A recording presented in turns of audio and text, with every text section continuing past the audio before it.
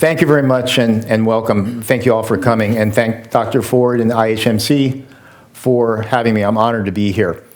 The topic of my talk tonight, the title is Energy, Mobility, and Strength, Creating and Maintaining Them as We Age. These three elements have formed a constant thread throughout my entire life, from my beginnings as a 14-year-old gymnast at North Miami Beach Senior High, through what Ken talked about, ultra-endurance training, triathlon training, and then a bizarre combination of bodybuilding and competitive powerlifting for over 23 years. Also through my career as a personal trainer, and now as a trainer of trainers. Let's see. So, gymnastics, that is North Miami Beach. I was race walking there, somebody caught me. Before I realized that even race walkers anywhere still don't get any respect. I was trying to get back to the Olympics after my injury. The common thread that I realized real early was that my bodybuilding and my powerlifting and all that didn't really help me very much in terms of the injuries. I suffered two very serious injuries in gymnastics, as well as witnessed the devastating muscular wasting effects that that multiple sclerosis had on my father for 45 years. So from the very beginning, I realized that after my injuries and the treatment or lack thereof that I had, it was a very different way of looking at how I aged and how I had to approach my training. So everyone ages, that's a given, if we're lucky. But how we age it varies quite a bit. And one of the things that I realize is how we age is a lot of ways up to us. So it's either the one on the left, and that's Jack LaLanne at probably in his mid-80s. So that became my focus, was being able to age and be strong throughout my whole life. Now, in 1991, I read a book by two doctors, William Evans and Erwin Rosenberg, called Biomarkers. And so the premise of the book is that many variables of aging are under our actual control. So we can't affect all of them, obviously, but there's a lot of ones that we can. So what they came up with this book was 10 biomarkers of aging. And these are the things that we have actual voluntary control over. So let's run through the list really quickly. So we have muscle mass, strength, basic metabolic rate, body fat percentage, aerobic capacity, blood sugar tolerance, cholesterol and HDL ratio, blood pressure, bone density, and the ability to regulate internal temperature. The interesting thing to me was that muscle was at the top. And if you think about it, you look at all the other variables, 8 of those 10 are most directly related to muscle mass. The only ones that really aren't, and there's a case to be made that they are, would be the cholesterol HDL ratio and blood pressure. But all the rest of them are related to lean muscle mass. And now this is not to say by any means, and they weren't advocating going out and turning everybody into a bodybuilder. They did their research in a nursing home, and they were working with patients that were in their late 80s. So the common myth that I heard all my life, and that runs around, is like at a certain age, that's it, you can't grow any more muscle. Well, they proved that it definitely was not true. They had people that were 87 years old and older that were still able to increase muscle mass with very simple and very common exercise routines, using very little in terms of actual resistance. But as we'll see as we go along, that a little bit of muscle mass and strength goes a long way, especially as we age. Okay, so we lose an average of 5% of our muscle mass every 10 years after the age of 35, and if we don't do anything about it. And we also lose about 10% of our cardiorespiratory fitness, aerobic capacity, after age of 20, but we don't have to. So if you're thinking about it, an average person might have 100 pounds of lean mass. Okay, so if you're after age 35, by the time you're 65, if you've lost 15 pounds of lean mass, that will affect your ability to do very basic, very common things that we take for granted now in a significant way. 15 pounds of muscle is a lot of muscle. And that's the engine. That's what allows us to do the things, even the simple thing that we take for granted. And after you've had some serious injuries, if you've had a back injury, how many people have ever tweaked their back? Yeah. Okay, no one really understands how many times a day you have to bend over to pick something up until your back hurts, right? And then you realize, oh my God, you need to bend a lot. You bend a lot without even thinking about it. But when your back hurts, you think about it all the time. And this doesn't get better. So we don't have to, but it has to involve training. So this is just a very interesting photographic demonstration. Quadricep muscle, thigh muscle of an average, not an average, a 40-year-old triathlete. Very impressive. The white around that is body fat, and the center is muscle mass. So this is a sedentary 74-year-old. Now you can see, let's see if I can get this to work. This is complicated stuff here. Dude, wrong the way around. Okay, it's not going to work for me. It's all right. And even the muscle tissue, you can see the quality of the muscle back on the quadriceps of the 40-year-old versus the quality of the muscle tissue is huge. So now, there you go. So that's the muscle tissue of a 74-year-old triathlete. That's impressive. So a lot of the things that we've been told and the mythology that we've been told about muscle and strength and aging is just simply wrong. Okay? We don't have to get weaker. We don't have, and now, again, no one's advocating going on and trying to be a bodybuilder. That's not the point of my talk, and that's not the point of any of this. The point is that getting stronger, being able to have the quality muscle mass that you need to do all those other biomarkers is going to make a big difference. This is the enemy. Sarcopenia. What's sarcopenia? Sarcopenia is, in the dictionary, is the naturally occurring loss of muscle mass as we age. So there's a given, there's an assumption that as you get older, you're going to lose muscle mass. And normally that's true. If we don't do anything about it, that's absolutely true. Now, there's hormonal changes that happen that decrease the use of muscle mass. There's all kinds of things that are working against you to decrease the muscle mass. But again, looking back at what Evans and Rosenberg talked about is the voluntary aspect of not doing anything to oppose that. So when we start off, we lose muscle mass, we lose all those other abilities to have. So sarcopenia is what we're really trying to guard against, especially after 70. And as we get older, things take a turn. I tell my clients, and my client base is basically between the ages of 50 and 80. Those are the people I work with. Those are the people I've always worked with. As a trainer, it's really no big deal to work with an elite athlete. All the trainers that come out, everybody wants to work with elite athletes. That's easy, right? So if I'm going to put 5 more pounds on an elite level guy's bench press, who cares? But getting somebody that can't get on and off the floor, or getting somebody that can't stand up straight to do so, that's a challenge. That's always what's interested me, even from the beginning. And those are the people that need it. Okay, the elite athlete, everybody wants to work with them. Plus, they're a pain to work with. No, they really are. They want everything for free, and they think you should be happy just because they're working with you.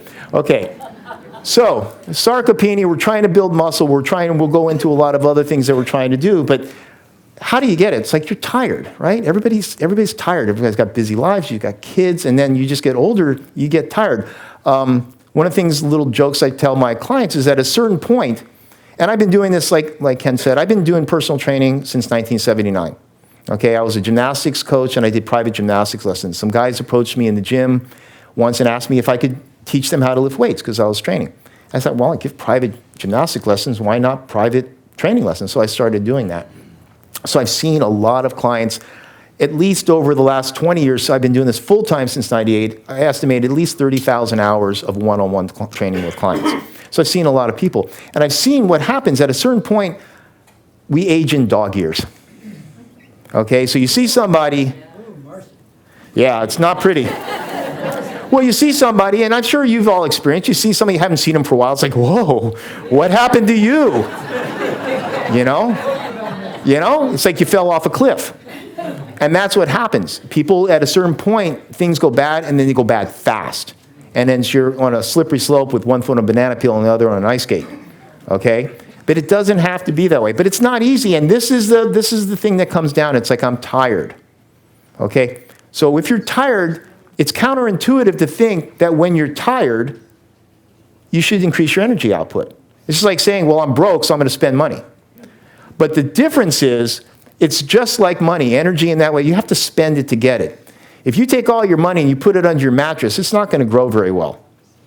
But if you take it in and you invest it, you can increase your energy, and increase your money. And it's the same with energy. The time with, and of course, given that you're not, exhausted or you haven't had any sleep, that's a given. But if you increase your energy by spending it and depleting it a little bit, then you get more back. So I'm going to come back to this in a second. But just imagine if every time you used your phone and you drained your battery, it increased the battery life. That's the energy that you can have. Now, I don't believe in rainbows and unicorns, it's like, I'm not saying you're going to go from being, you're not going to be 25 again. I'm not going to be 25 again. But this is how it works. If you spend the energy, you're going to be able to get more energy. And again, it's counterintuitive. At a certain point, it takes a leap of faith to actually go out and go for a walk when you're beat tired. But pretty much, I guarantee you'll feel better afterwards. So we're going to go back here for a second. Okay, so breathe it. So let's just go over these really quick. So energy, spend it to get it. It's an investment, okay? Breathe it. Okay, we'll go with this. This is your diaphragm, okay? This could be the most important muscle in your body. It's a umbrella-shaped muscle underneath, and it controls respiration. So what I'd like you all to do right now is everybody take a big, deep breath. Okay. So what everybody do? Okay, that's wrong. What you're doing, that's how most people breathe. Okay, so what you've done is the equivalent, I'm not going to get off there, but the equivalent, if I were to ask you to walk, of doing this. What does that mean? You're using your trapezius muscles, your shoulders up here, to lift your ribs off your lungs, to fill the top thirds of your lungs with air. There's a whole 2/3 of your lungs you're not getting any air into. So, when the correct way to breathe is when you inhale, your stomach should go out. And then when you exhale, you pull your belly button to your spine. So we're going to do this real quick. I've been warned not to get everybody doing kettlebell swings or anything like that, but everybody put your hand on your stomach, and when you inhale, let your stomach go out. And exhale through your mouth, and pull your belly button to your spine. Do it again, please. I see a lot of concerned faces. Well, first off, asking females to stick their stomach out is a capital offense. No, it is, I know, and I'm taking my chances asking. But what happens is if you don't let the stomach go out, the diaphragm, which is an umbrella-shaped muscle, pushes down on your intestines and creates a vacuum effect. It's allowing air to come down into the deepest parts of your lungs. Your lungs run, you can see, your lungs will run all the way down to your bottom 12th rib. It's a big organ. We don't use much of that organ itself. And oxygen is, the fuel, is the lifeblood. So when you're breathing shallowly like this, nothing good happens. One, if you've got headaches, got tight traps, why? Because we take on average 23,000 breaths a day. Think about that for a sec. 23,000 breaths. How does that break down? 16 breaths a minute times 60, 720 breaths an hour times 24. 23,000 breaths. So if you're doing this, you're doing 23,000 shrugs a day. No wonder your traps are tight and you got a headache, and you don't have as much oxygen. So again, breath is not just air, it's life. People think, it's just air. It's not just air. It's your vital life force. So if you're not breathing from your diaphragm, and everybody thinks you need to breathe in, you suck air in. How many of you have done any type of cardio work, running, biking, swimming? So you don't run, or you don't climb a hill. Doesn't work. You breathe out. You breathe out, you breathe in. The breath comes in. You don't have to suck the air in. You exhale, it comes back in. That's just the way the body works. But if you're not aware of that, and you're inhaling, trying to get more air, or not inhaling at all, that's a problem. And you're robbing yourself of energy and all kinds of things metabolically. It just doesn't work well. So breath, that's the starting point. And allowing your belly button to move out. And then here's the good part. Pulling your belly button in on your exhalation. This is where women like this, because this creates a muscular corset. Okay? The muscles that exhale are these muscles on the side of your abdominals called the transverse abdominis. Okay? And they are literally like a giant hand around you that pull your waist in. It's like a corset. So you have to let the air out and the stomach out a little bit, and then you pull the air in. And actually tones your waist, and you create a smaller waist. If you keep this locked down, nothing good happens. Okay, so feed it. All right, so breath. That's a starting point. Just doing slow, deep diaphragmatic breathing is powerful in itself. And I was doing that right before because I was like really nervous. So no, it will change your breath. It will change your physiology from a sympathetic nervous fight or flight response to a parasympathetic response, which will be very calming. So you breathe in for 4 seconds through your nose, you hold it for 4 seconds, you exhale for 4 seconds, you breathe in again. It's very calming. So we got to spend it to get it, you got to breathe it, and then you got to feed it. Okay, so as we age, we need less calories, but we need more nutrients. Yeah, that's a big thing. So we're inundated with all kinds of very low density foods, high carbohydrates, high calorie foods, but we have less and less nutrients. So again, part of the reason we need less calories as we age is we have less muscle mass. Muscle's metabolically alive, fat is not. Fat is just inert. The more muscle you have, the more food that you can eat. And that's not the idea, is to see how much food you can eat. But well, some people is, it's a sport, right?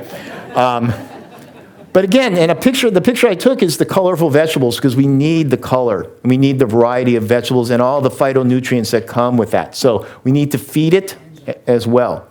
Now, falls are the leading cause of accidental death and injury in the frail elderly. 1/3 of the population over 65 falls annually. It increases every year. Over 80, half of the population falls. Those who fall are 2-3 times more likely to fall again. 87% of all fractures in the elderly are due to falls. And not being strong enough to get up after a fall can seriously impact the person's health. I personally have numerous clients this last couple of years, their parents and then they themselves have fallen and really hurt themselves. One of my clients' mother fell in the bathtub, not taking a bath, was stuck in there for 12 hours. That's, she couldn't get out. She was not strong enough to get out of the floor. So when we're talking about strength, we're talking about muscle mass, it's not a cosmetic thing. It's way more important than how you look or how, the size of your arms or anything silly like that. It's a real deal thing. And everybody, I'm sure here, knows somebody that's fallen. And like you said, once you've fallen, it's so much easier to fall again. So why are we falling? So energy, mobility, the ability to get on and off the floor. I was just talking to Dr. Ford about this before the talk, and we're talking about, some doctors are talking about a longevity test now where the ability to get on and off the floor without any support is a predictor of, that test is, in my opinion, kind of skewed because the way you get on is kind of a party trick if you've got these really Gumby ankles.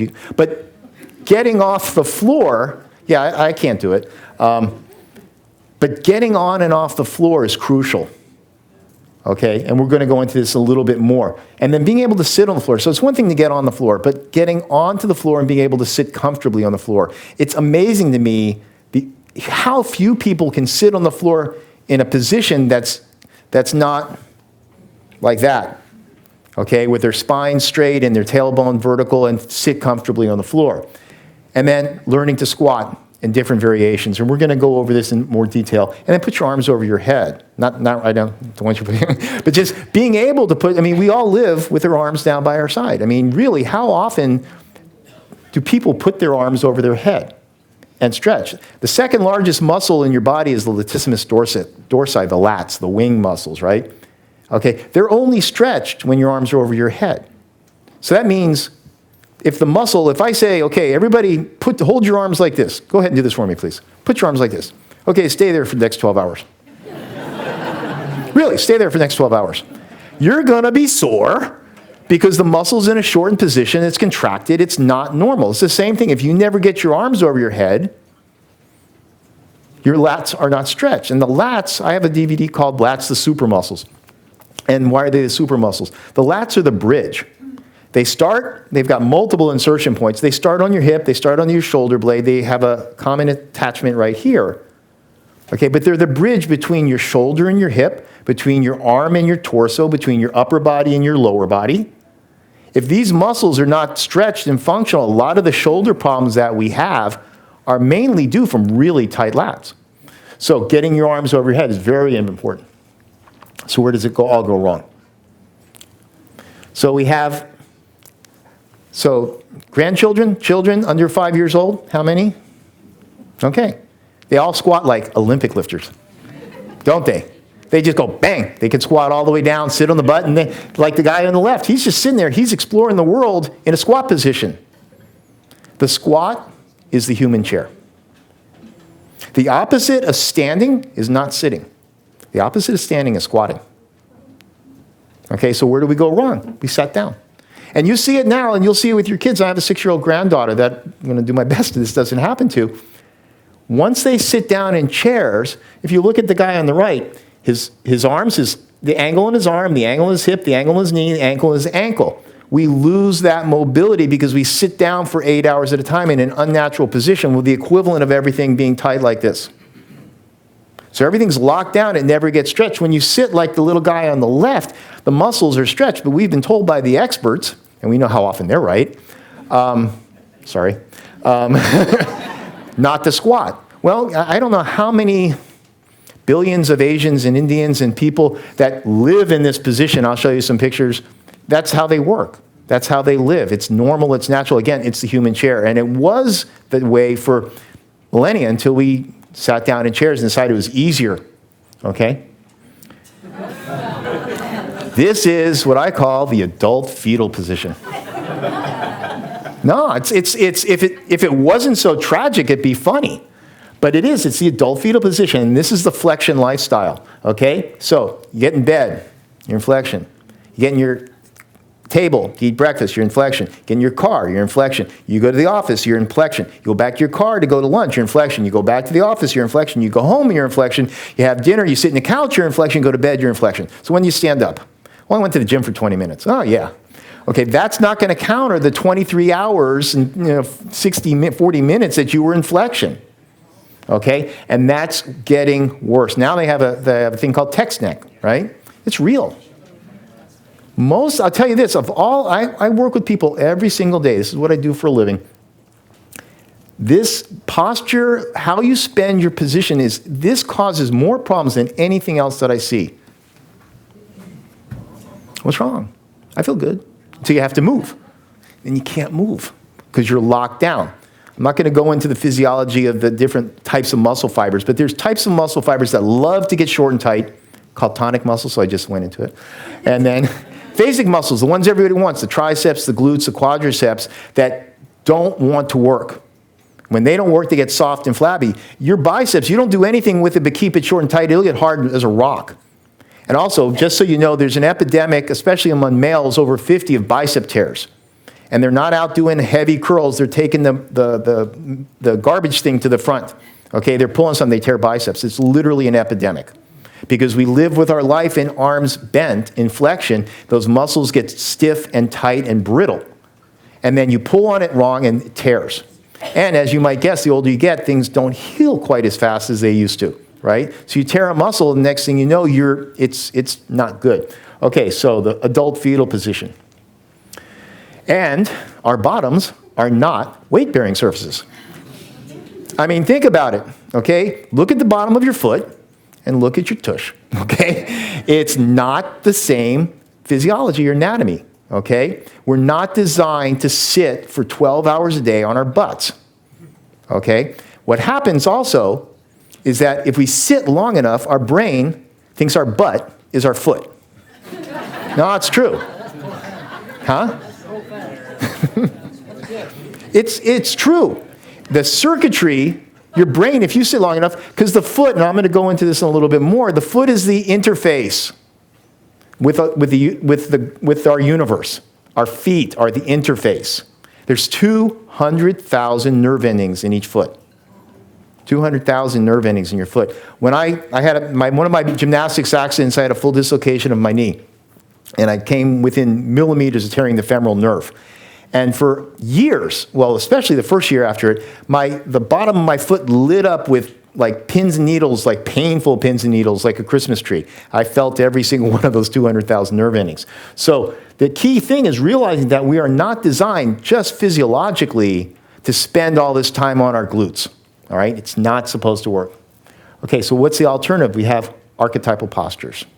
So the lady that was asking me whether you could record it, that squat position that you were getting into, that's that squat position.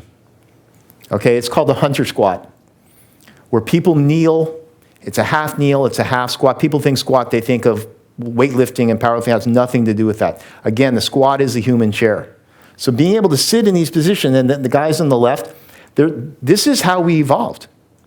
Interfacing with the floor, squatting down, being comfortable, having the joint range of motion to bend all our joints normally. And then this is just another variation of that, being able to get on and off the floor. Okay, so just being on the ground builds mobility. Okay, so we have all these fancy chairs, these very expensive fancy chairs and very expensive fancy couches to make it easier. It's the same thing, remember, we're talking about energy and rest, right? It makes sense that if you're tired, the more you rest, the more energy you go. It doesn't work that way. It's the same thing with chairs. The more you sit in a chair, the stiffer and the tighter you'll be. And if you have back injuries, the chair is not your friend. So the position on the left is called seiza. Okay, it's a classic posture when you can sit in that easily. The cross-legged position, nice straight upright back. Again, these are all very important archetypal postures that go back for millennia, but it does take practice. And I'm not advocating going out here and doing all this stuff instantly, and we're going to go into what to do really quickly. But again, all this stuff is incremental, because it becomes part of a lifestyle as opposed to just training. I did something bad for myself for 23 hours a day, and I went to the gym for an hour 3 times a week. That's not going to negate it, unfortunately. I wish it was that easy. More archetypal postures and statues. The hunter squat, the one I'm talking about there. So when you look at the guy on the left, the statue on the left, and you look at the knee flexion, the ankle flexion, the hip flexion, and the toes, even the toes, right? How many people have toe issues and foot issues? Bunions. I mean, I could go into this. Being able to dorsiflex your toes, pull your toes back is critical. If you talk to high-level sprinters, okay, so many of them are sidelined by toe issues. You think, okay, I'm this elite level sprinter, and I can't run because my big toe's jacked up. Okay, anybody has plantar fascia? Toes, separating your toes is crucial. Having toe, it all starts in the toes, really. It all starts, the rubber hits the road, right? Okay, strength. So energy, mobility, and strength. And mobility and strength, to me, are hand in glove. So just getting on and off the floor builds functional strength.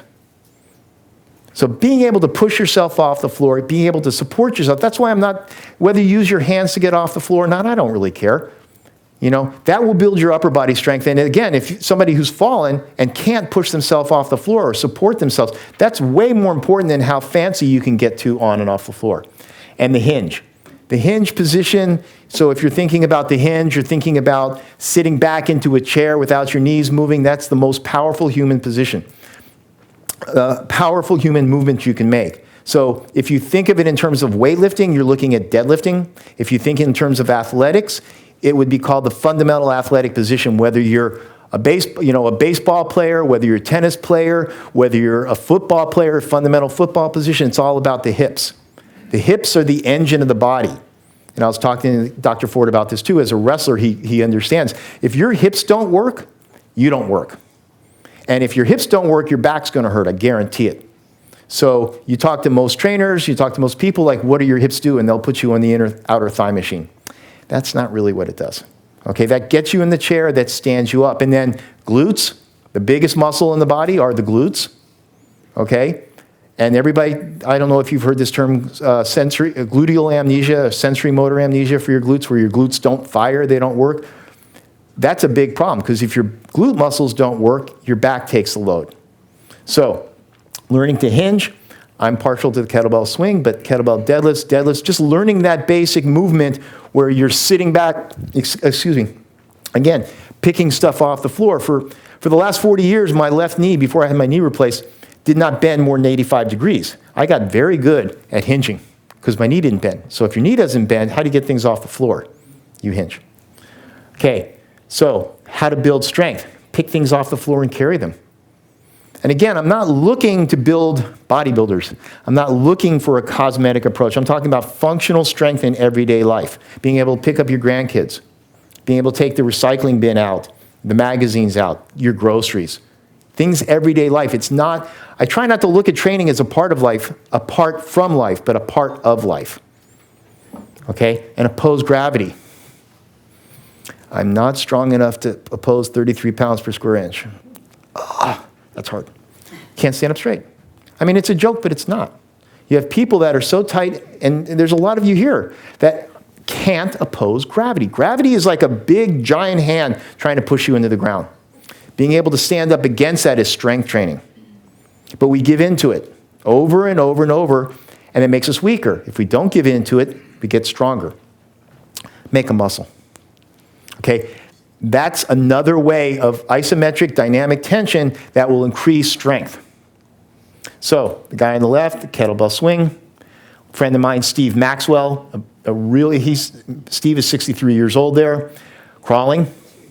Yeah, Steve's amazing. Steve's the only guy I know that's been in this game longer than me is Steve, and Steve is still phenomenal. And he lives this lifestyle, but crawling, we're going to talk about this in terms of fundamental strength patterns, primal patterns. Crawling is one of them, and it's excellent for a lot of reasons. Now he's up on his toes with his knees up, but even baby crawling. One of the biggest things that happens with kids these days is everybody's pushing them to walk, and they skip crawling, or they truncate the crawling. The longer that you spend in a crawling, the stronger your brain is, because when you cross crawl, this contralateral position, both sides of the brain have to talk to each other and communicate, as well as being able to have motor control over your head. Everybody loves to talk about the core, right? The core. When you have motor control over your head, when you work your head, you reflexively develop the core. Because that's the first thing a baby does when they're on the ground. They look up. And you know how big those kids' heads are, right? Relative to their body weight. That's some serious strength training. And they're lifting their head up, their back muscles have to work, and they're reflexively contracting their abdominals.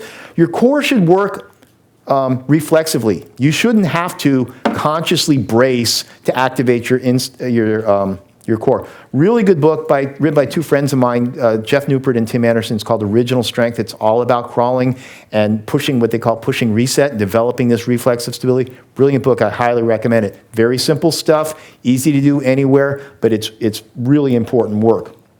So, support your weight. Yeah. It's like we don't see these images. We don't see these images of what's possible, okay? These are not they are superhuman because they're doing this. But there's a lot of people my age, your age, and older that are doing this because they try. Okay, so now we're going to talk about primal patterns.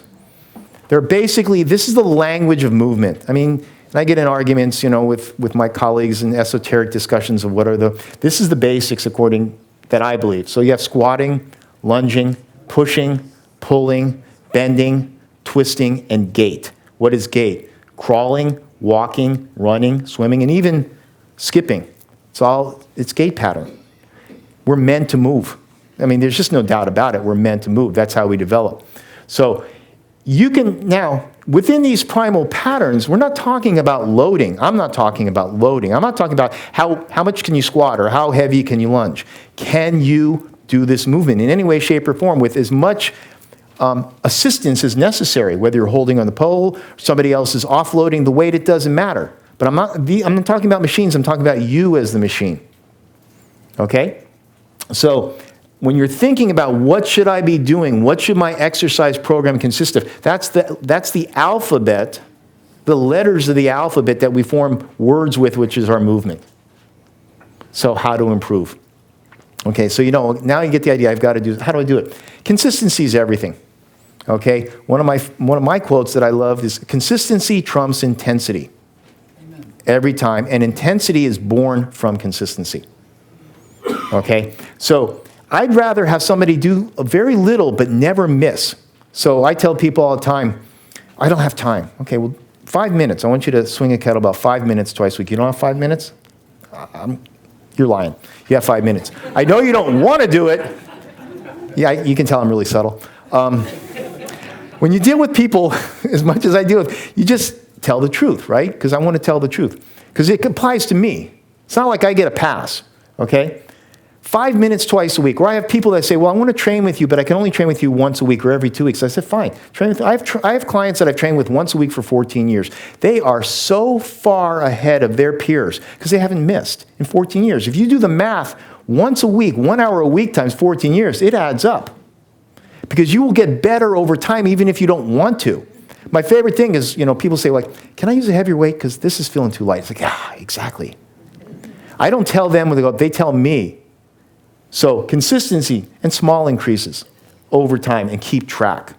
If you don't measure it, it's the beginning of science, right? If it's not measurable, you don't know what you're doing. It's like, if you change it all the time, you can fool yourself into thinking you're getting an intensity, but just because you've changed it all the time, it feels harder because you're doing something new. But there's no beginnings. And it goes back to my concept, my roots as a gymnast. You don't do triple backflips until you can do a single backflip. Or you may do it, but only once, Then you kind of scrape you off the floor. So keep track, okay?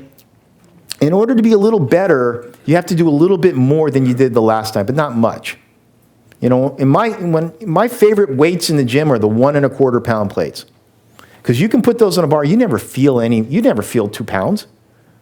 So now I do a lot of backpack walking. I had a knee replacement, and Tracy and I go walking every day. And I started off with a 8-pound pack, and now I have a 55-pound pack. But I went up 2 pounds at a time. I didn't even feel it. Now the 55-pound pack feels light. But when you're ready, because your body will tell you, but you've got to listen. So inch by inch is a cinch, yard by yard is hard. And this is what I live by. Because again, consistency is everything. It may take a year to add any resistance. It doesn't matter. And start where you are. Find out where you are. What can you do? Can you walk a mile? No. Can you walk a half a mile? No. Can you walk a quarter mile? Can you walk down the end of the block? Okay, start there. Don't judge it. It's like start where you are, and when you can do a little more, do a little more. Again, just show up and see how you feel. I tell people all the time, you can leave as soon as you break a sweat. Nobody ever leaves. The weirdest thing in the world to me is like, I'm in this gym with all these other trainers, and the client shows up, trainer's not there, client goes home. It's like, what? Really? You did the hard part. The hardest part's getting there. Do something, right? No, they go home. All right. Ride the bike. Just walk around the gym. Anything. When I had my knee replacement, I did laps around my living room. So, body maintenance. You need to be able to do basic maintenance on yourself, okay? How many of you brush your teeth every day? How many of you love brushing your teeth? Not many, right? Why do you do it? Because you have to, all right? That's basically what you're talking about, okay? You've got to be able to perform. Like every time you needed your teeth cleaned, you had to go to the dentist, it'd be really a problem, okay? So if you need to be able to do, you also need to roll, stretch, and hang daily. We'll go into the details of that. Self-myofascial release, it's a fancy word for self-massage. Foam rollers, lacrosse balls, ways to work out the tight muscles. It's called soft tissue for a reason, okay? It's supposed to be soft.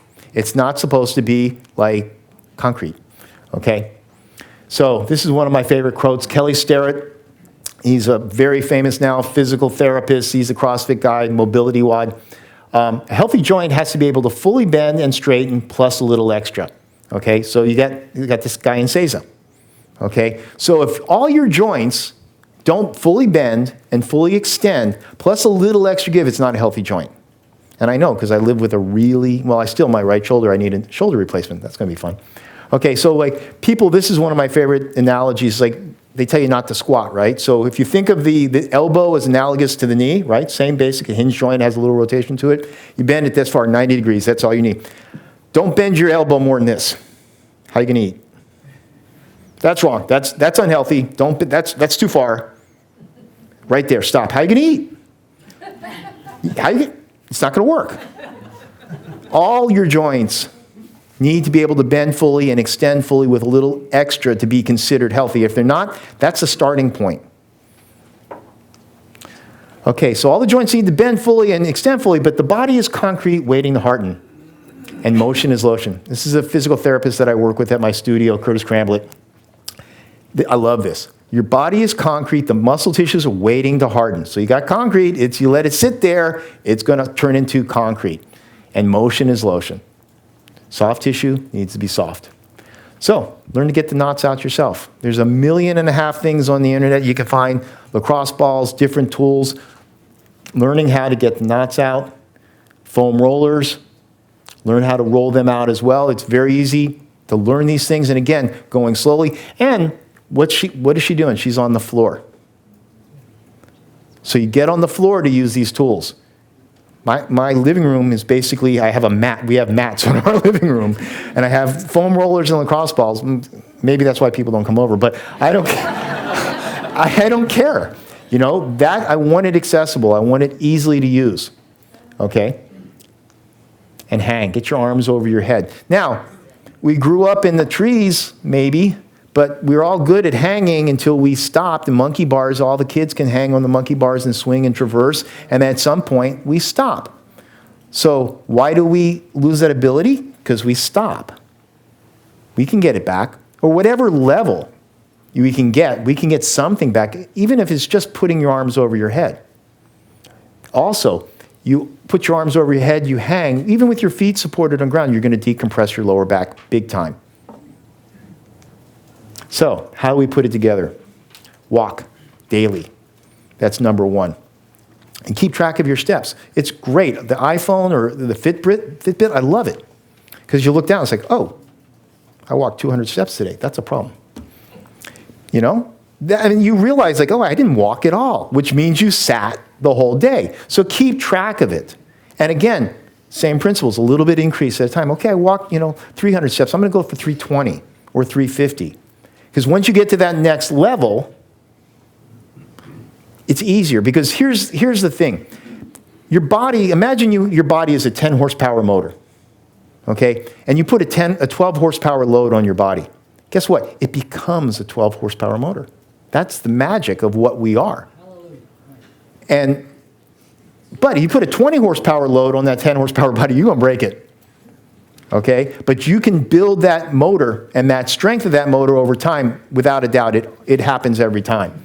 So keep track of your steps. And it doesn't have to be all at once. Spend some time barefoot.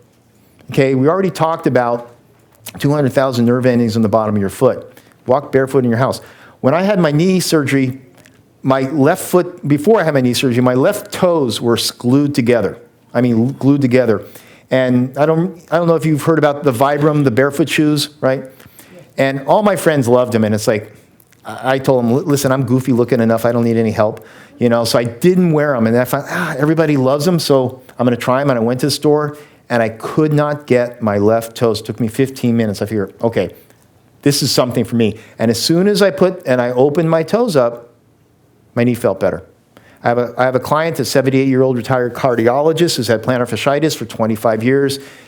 And this guy he's obsessed with his health. He went to everybody. He wouldn't wear the toe shoes, but he got yoga separators. Plantar fasciitis is gone. Because if your toes, just imagine your fingers don't open. Okay, your right hand, this is great. Your left hand, it's stuck. It's not going to work really well. Your feet are analogous to your hands. Okay, the feet are the most abused and neglected parts of our body. We beat them to death, and who doesn't like a foot massage? Everybody likes it. Why? Because it feels good, because the feet are so abused. Okay, spend some time barefoot. Get on and off the floor. This is called the Turkish get-up. It's just a more advanced move, but it's the same idea. Get on and off the floor on a daily basis. Somehow, figure it out. Put some cushions down. Put a lot of cushions down. Get some help. But it will get better. If you keep doing it, it will get better by itself. Pick up something heavy and carry it. Now, this is Erwin, I think it's Erwin LaCour, this guy does this thing called MoveNat, and he's big into these outdoor, he's like a jungle cat out there. But just, you can see the musculature of picking something, and it doesn't, what's heavy? What's heavy is what's heavy for you. It could be 5 pounds. It could be kitty litter. It could be the recycling bin. That's what's in my backpack when I walk. We have cats, so I have kitty litter. It's soft and it conforms to the backpack. But you can see that's functional, because you got to put it on the ground. You got to pick it up. How far you should carry it? Carry it till it feels like you don't want to carry it. Put it down, and carry it back the other way. if you understand the principles and the concepts that doing this regularly is going to pay off, and you do it, you just accept, like you brush your teeth and you floss your teeth, that you're going to do something, you'll get stronger. That's the way the body works. You don't have to try that hard, but you have to do it. Okay, stand up straight or be strong enough to oppose gravity. So as big a head as a baby has, ours isn't big, but it's still heavy. Average weight is 10% of your body weight. Okay, so if you have a 12-pound head and it's in line with your spine, that's great. Every inch forward, it increases the load. So when it's 4 inches in front, it's 42 pounds on your spine. You're crushing those vertebrae. You're at risk for all kinds of cervical and thoracic herniations. Okay, plus you're not learning, then your core, if your head is that way and you cannot extend your head, your core is not working, guarantee it. That's my knee. So that's me right after the surgery, where they had this continuous passive motion, but that is my new knee. I love my knee. You see can you see on the right, that little rectangular thing? That's a carpet tack from my first surgery they left in. Yeah, that's what they stapled my ligament back on, so they didn't want to take it out, but that was my knee. That was 2.5 years ago now. And that's my squat pattern now. So I still hold on to something. I do other types of squats, but we go for a walk, and every lap I do a squat, because that's how I rehab my knee. I walked, and I'd do a lap, and I would squat. I'd walk, and I'd squat. I'd walk, and I'd squat. And I'm happy, because I'll tell you, if you can't squat, when you can, it's like nothing makes me happier. This is a friend of mine's father-in-law who's close to 90 years old. He squatted like this every day of his life. You don't use it, you lose it. But if you keep going, I mean, this is natural. This is no problem. This is how he gets down to the ground. And if you're comfortable getting down to the ground, if you're going to fall, it's no big deal. You trip because you're going to bend. You're not afraid. So many falls occur because people are so terrified of falling. And if you have a chance, there's a great video on YouTube of a 95-year-old guy who teaches falling to seniors. He's 95, and he falls all the time. Did you see that? It's amazing. And he's like teaching people the same concept. If you fall regularly, he has crash mats and all the whole thing. But if you get used to getting onto the ground, it's no big thing. So when you do fall, and most people will, and that's just a reality, you're not going to hurt yourself. There's a big difference between falling and hurting yourself and falling and, well, that was not bad. Make a muscle. The guy's 100 years old. Right. So tension equals tone equals strength. And they're the same. So if you want to increase your tone, which is definition, increase the tension. If you want to increase the strength, increase the tension or increase the tone. They all work together. So when I'm saying make a muscle, I wasn't kidding. Make a muscle. That flexion will work. How many remember this guy? Oh, yeah. Kick and stand. Right. Kick and stand in the face. The Charles Atlas dynamic tension was isometrics. He had people flexing. Just that aspect was enough to create tension, which create tone and which created strength. Again, I was watching a video about the Blue Angels, and I was watching the pilot go through the G-forces and all the intense contractions that he had to do to force the blood up to his head. That's dynamic tension. That's isometric contraction. So if you can do nothing else and sit there and flex your muscles, that's going to go a long way. Yeah, this is great. You can lift weights. You can do that too. There's nothing wrong with lifting weights. So all these other things, that will work as well. But more importantly than anything, just move. Tai Chi, anything. Any way you like. And again, once you're in the water, I had, one of my clients who had a stroke. He's 88 years old, rabbi, and he was just in horrible pain. I couldn't get him to stretch. I couldn't get him anything. He just wrote me the other day, he's in the water. When he's in the water, he's pain-free. Because there's no gravity. Everything's decompressed. So he says, well, how do I get back? I says, walk in the water. Walk up to here and then slowly decrease it. The water's fabulous. I mean, it takes the load off. If you have joint injuries, if you have pain, walk. Because it's never too late. Unless you don't start. This is a former client of mine, Helen Zeichmeister. She's 81 there. She started powerlifting in her late 70s. I'm not kidding. I met her in the 90s at my gym, and I just came across this picture. She's a pistol. But she just wanted to do it. And so again, it's never too late unless you don't start. That's it. Thank you. Thank you very much.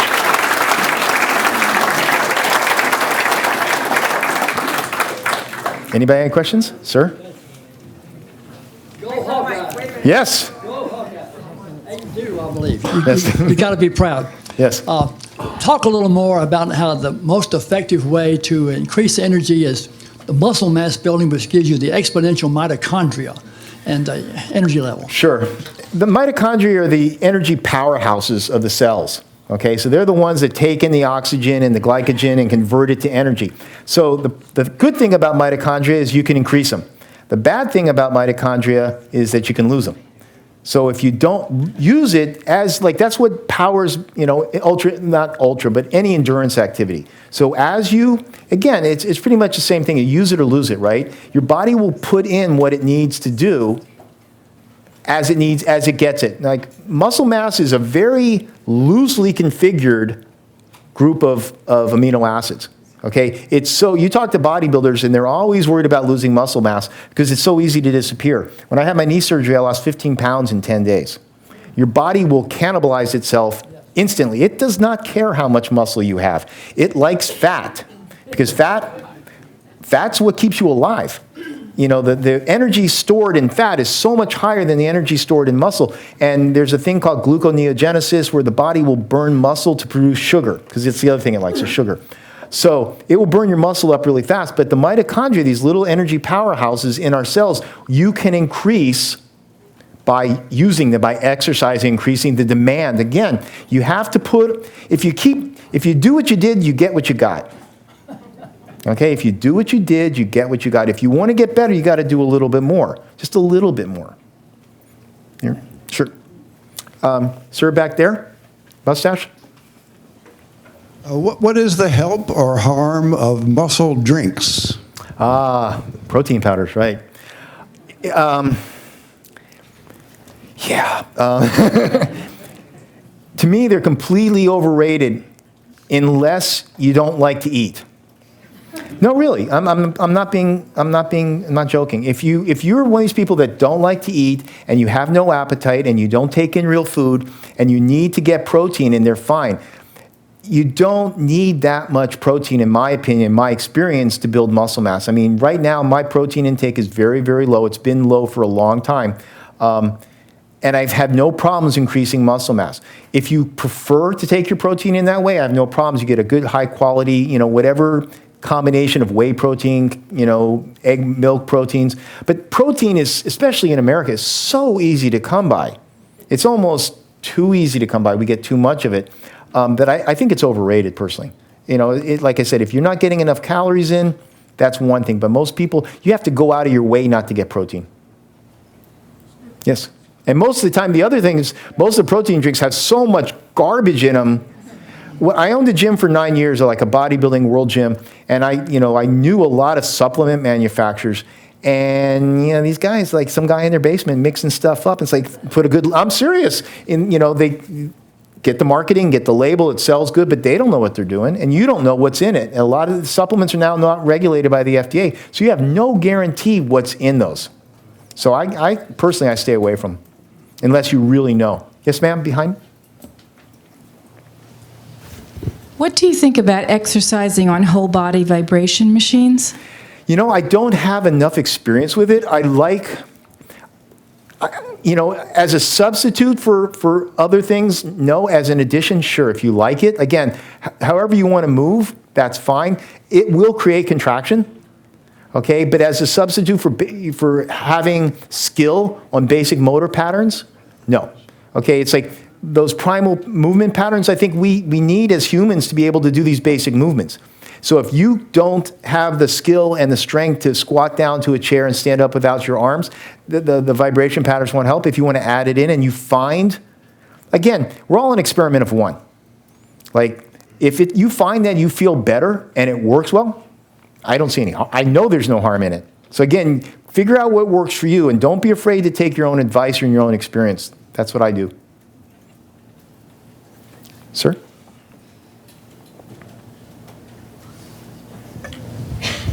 Question, bodybuilders that get big muscles, hypertrophy, and stop, and the muscles get smaller, do they have saggy skin forever after that? Yeah, well, they can. Depends on how. The question is, the bodybuilder get big, and if you go in through bulking phases where guys just gain huge amounts of mass and stretch their skin, essentially get fat and then try to cut up. If you do that often enough, skin, once it's stretched from whatever reason, whether you just gain fat and gain adipose tissue, or you trying to bulk up. That was, in my looking back, that was one of the biggest mistakes I made. If I had to do again, I would not. I mean, I was at 200 pounds, and I'm not that tall. So 5'5", 200 pounds is okay when I was 35 years old or something like that. But now I wish I hadn't done it. There's no huge negative, but I stretched skin out that I wish I hadn't. And there's really, it's just silly. Yeah. So I much rather maintain fitter, tighter, leaner, because in the older I get, the more that actually matters. But then again, it's like you want to have a little reserve too. If you get sick, like I said, when I had my knee, I lost 15 pounds. If, God forbid, you get really ill and you have in your skin and bones, you're in trouble. Because again, that's like instant sarcopenia. So a little reserve. We have fat phobia, and I understand because I have a lot of it myself. But a little bit of reserve is good. Too much, not good. Sure? Less weights and more activity to make more strength, and less heavy weights for the hypertrophy. Well, here's the thing with hypertrophy, muscle growth. It's a fancy name for building muscle. Your muscle has no idea what the load is, whether it's a weight, whether it's a band, whether it's your body weight. Your muscle is not that smart. It knows whether it needs to contract because there's a load on it or there isn't. And so if you look at the weights used by bodybuilders, and I'm just talking about natural bodybuilders, not steroid bodybuilders, compared to power lifters, it's not even close. But if you look at the physiques of guys who can do enormous power lifts, they aren't that big muscularly. So the key, remember, tension equals tone equals strength. So if you have tension on the muscle over time, the way muscle building works is this: you break it down, you feed it, let it rest, it gets bigger. That's why bodybuilders are so spectacularly lazy. Okay? No, I was like, it's like, if it didn't have a barbell handle on it, I wouldn't lift it when I was trying to get bigger. No, I'm going to burn a calorie. I can't do that. It's like, you weigh in. It's like, oh, I didn't gain my weight, so I'm not going to pick it up. So again, it's very non-functional, and you walk around. It's not a good strategy. But the muscle doesn't know. If you overload that muscle, it will, and you rest it and feed it, it will grow to a certain extent. 2 more questions. Sure. Sir.